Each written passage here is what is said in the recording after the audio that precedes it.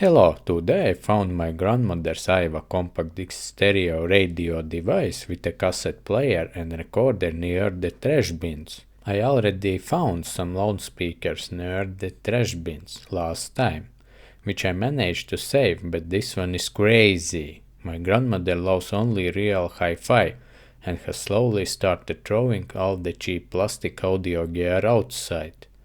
I clean up the radio and now let's take a look inside to see how it's put together. If you have any questions or comments, feel free to post them below this video. But for now, let's enjoy the background music and start look inside.